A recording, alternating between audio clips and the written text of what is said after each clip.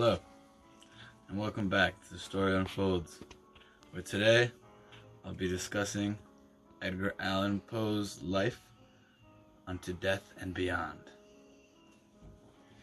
Today, I'm joined with my lovely assistant, Leonidas.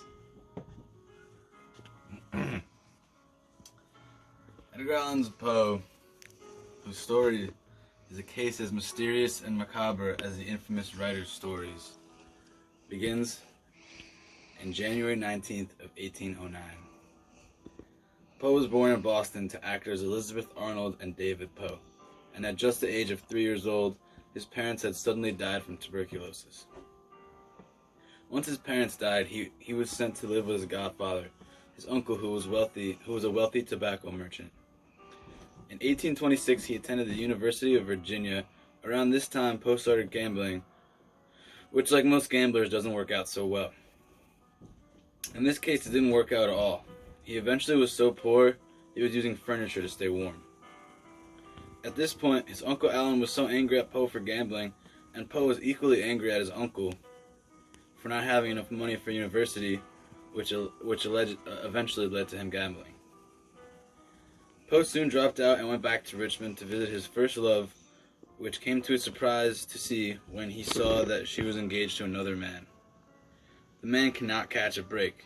With nothing really working out for Poe at all, he then enlisted in the army in Boston to somewhat support his writing. Apparently at this time, someone could literally buy you out of the army if they wanted to, and his godfather bought him out. Poe would soon be enrolled in West Point Academy, where he was then expelled for being absent for over a week, which was most than likely done on purpose. After he had been expelled from West Point, he was searching for other members of his family when he was soon robbed by his cousin. After some time of searching for family, he came into the care of his Aunt Maria Clem. Once somewhat established with his aunt, Poe started publishing stories and poems, of which one won a contest which grew notoriety and led to editorial position in Richmond. I'd call this a pebble on the scale, in the sense that he's finally getting some small wins in his super unfortunate life. Soon after, he had fallen in love with Virginia, who was his cousin and also half his age. This didn't stop Poe, who was still married in 1835 in Richmond, with Poe being 27 and Virginia being a whole 13 years old. He then began moving across the eastern seaboard, seeking adequate pay for when his first collection of short stories, published in Tales of the Grotesque and Arabesque, The Fall of the House of Usher in 1840. Although he was published, he was only being paid in 25 copies of his own book. On January 29, 1845, one of the most famous and recognizable poems ever published in the United States hit the streets. Edgar Allan Poe's The Raven was published in New York's The Evening Mirror, and for a brief period was living comfortably until 1847, when his wife dies of tuberculosis, just like his parents. In 1949, Poe embarked on a wild spree, presumably involving copious amounts of alcohol. Later, the summer of that year, Poe went sober and went to his first love and was soon engaged to marry. On September 27, Poe left Richmond on steam, stopping the next day in Baltimore. Then the next 5 days, Poe's whereabouts were completely unknown. On October 3, Poe was found by an employee of the Baltimore Sun, Joseph Walker. He was found delirious, immobile, and dressed in shabby clothing in a gutter of a bowling alley. He was then taken to Washington Hospital while presumed drunk. Poe never fully regained consciousness to be able to detail what had happened at all. Dr. John J. Moran, who says in Official Memoranda of the Death of Edgar A. Poe, published in the New York Herald, October 28, 1875, said, "Verbs with spectral and imagery objects on the walls. His face was pale and his whole person drenched in precipitation." On October 7, at the age of 40, 5 hours past midnight dreary, Edgar Allan Poe died. Some reports claiming his last words was, "Lord help my poor soul." Poe most likely died of phthisis or brain swelling. He was buried in a Baltimore graveyard 2 days later in an unmarked grave with little ceremony.